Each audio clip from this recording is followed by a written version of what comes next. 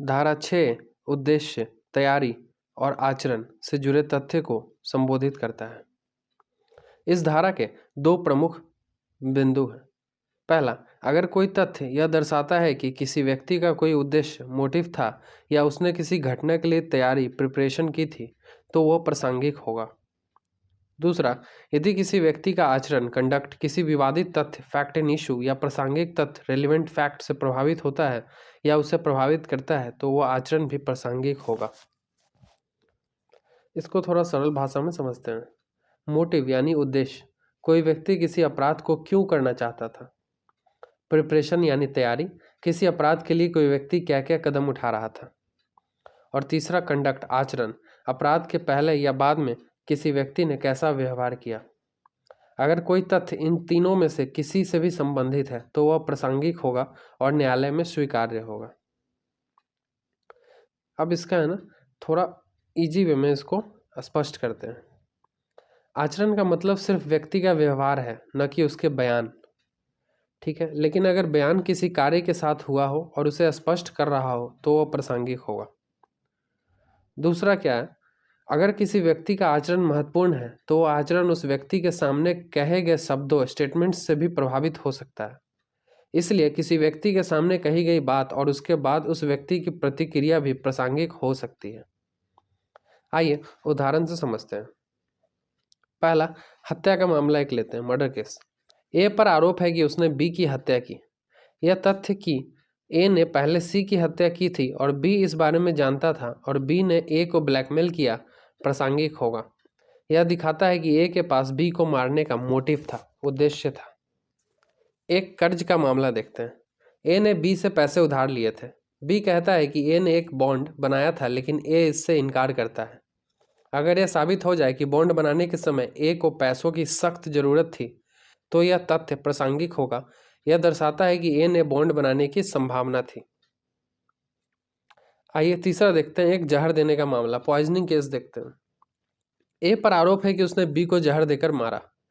यह तथ्य कि हत्या से पहले ए ने उसी तरह का जहर खरीदा था जैसा बी को दिया गया था, प्रासंगिक होगा।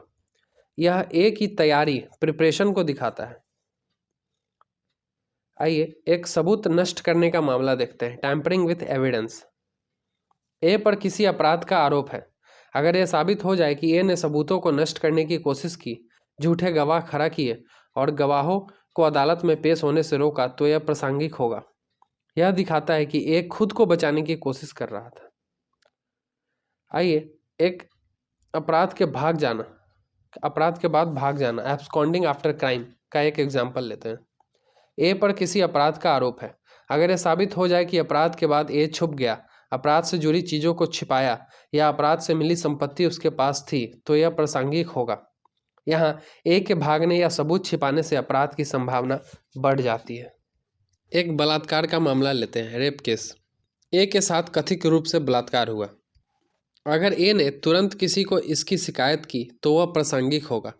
लेकिन अगर ए ने सिर्फ कहा कि मेरे साथ बलात्कार हुआ और कोई शिकायत नहीं की, तो यह इस धारा के तहत प्रासंगिक नहीं होगा। लेकिन यह मरते समय दिए गए बयान, डाइंग डिक्लेरेशन या पुष्टिकरण साक्ष्य, कॉरोबोरेटिव एविडेंस के रूप में प्रासंगिक हो सकता है।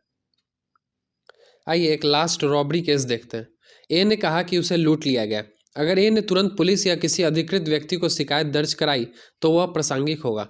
लेकिन अगर ए ने सिर्फ कहा मुझे लूट लिया गया और कोई औपचारिक शिकायत नहीं की, तो यह इस धारा के तहत प्रासंगिक नहीं होगा, लेकिन इसे दूसरे प्रावधानों के तहत देखा जा सकता है। तो इस सेक्शन का निष्कर्ष क्या निकलता है, कंक्लूजन क्या निकलता है? अगर कोई व्यक्ति किसी अपराध के लिए उद्देश्य, मोटिव रखता है या उसकी तैयारी, प्रिपरेशन करता है, तो उससे जुड़े तथ्य प्रासंगिक माने जाएंगे। दूसरा, अगर किसी व्यक्ति का आचरण किसी विवादित तथ्य को प्रभावित करता है या उससे प्रभावित होता है, तो वह भी प्रासंगिक होगा। तीसरा, अगर कोई व्यक्ति अपराध के बाद भागता है, सबूत छुपाता है या झूठे गवाह खड़ा करता है, तो यह भी इस धारा के तहत प्रासंगिक होगा। चौथा, अगर किसी अपराध का शिकार व्यक्ति तुरंत शिकायत करता है तो वह प्रासंगिक होगा, लेकिन सिर्फ मौखिक बयान बिना शिकायत के इस धारा के तहत प्रासंगिक नहीं होगा। आशा है धारा 6 समझ आ गया होगा। अब हम धारा 7 की ओर बढ़ते हैं। धारा 7 विवादित या प्रासंगिक तथ्यों को समझाने या प्रस्तुत करने के लिए आवश्यक तथ्य पर ध्यान देती है। इस धारा में मुख्य रूप से 4 बातें शामिल हैं। पहला, किसी विवादित तथ्य या प्रासंगिक तथ्य को स्पष्ट करने या प्रस्तुत करने के लिए आवश्यक तथ्य प्रासंगिक होंगे।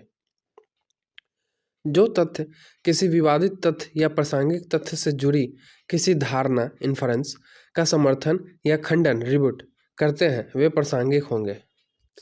अगर कोई तथ्य किसी वस्तु या व्यक्ति की पहचान आइडेंटिटी को स्थापित करता है तो वो भी प्रासंगिक होगा। और चौथा, जो तथ्य किसी घटना का समय या स्थान निर्धारित करने में मदद करते हैं वे भी प्रासंगिक होंगे।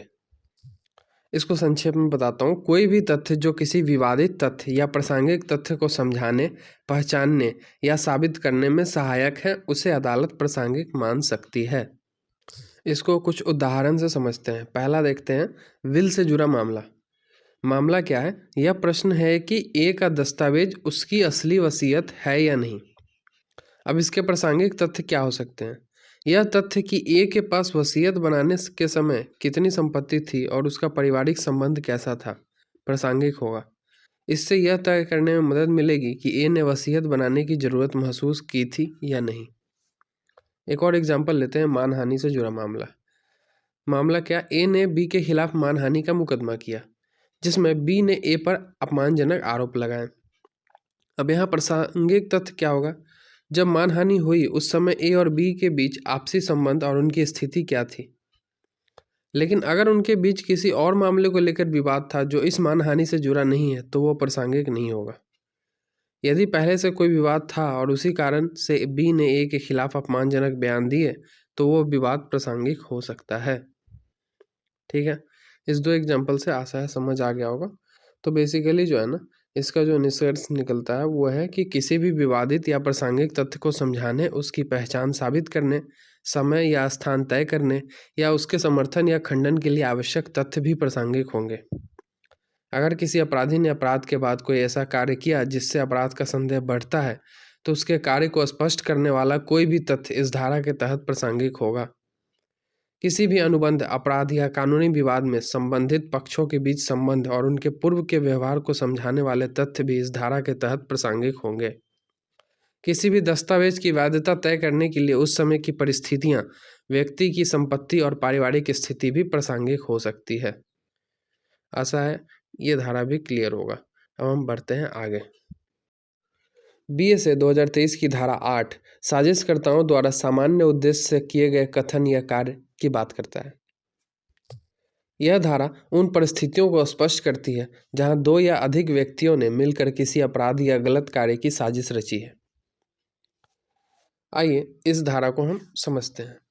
यदि यह विश्वास करने का उचित आधार है कि 2 या अधिक व्यक्तियों ने मिलकर किसी अपराध या वैध कार्रवाई योग्य गलत कार्य एक्शनेबल रॉन्ग की साजिश कॉन्स्पिरेसी रची है, तो उनमें से किसी एक द्वारा किया गया कोई भी कथन, कार्य या लेखन जो उनकी साझा मंशा कॉमन इंटेंशन से संबंधित है, सभी साजिशकर्ताओं के खिलाफ प्रासंगिक होगा।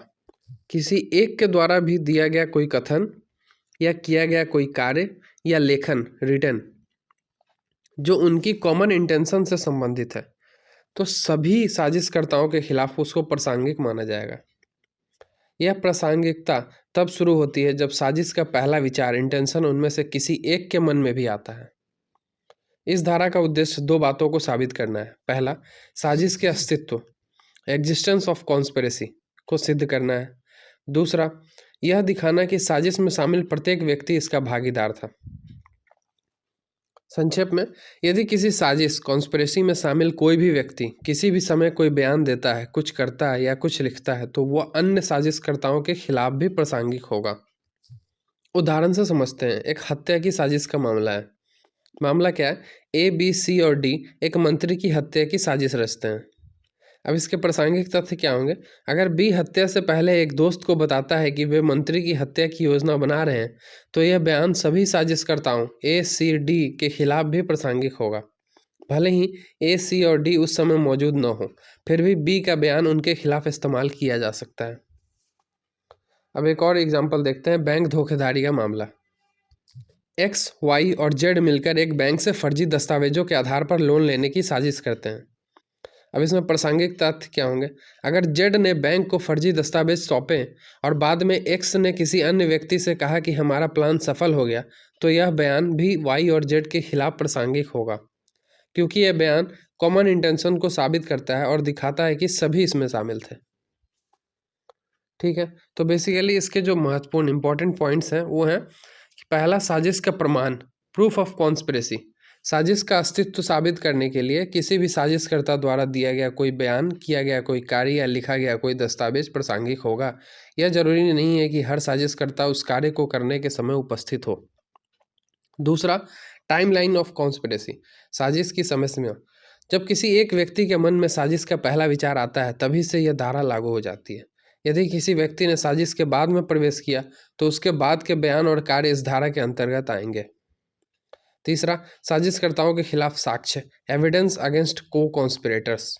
साजिश में शामिल किसी भी व्यक्ति द्वारा कही गई बात, किया गया कार्य या लिखा गया दस्तावेज अन्य सभी के खिलाफ भी साक्ष्य के रूप में इस्तेमाल किया जा सकता है। आशा है धारा 8 भी क्लियर होगी। अब हम बढ़ते हैं धारा 9 की ओर।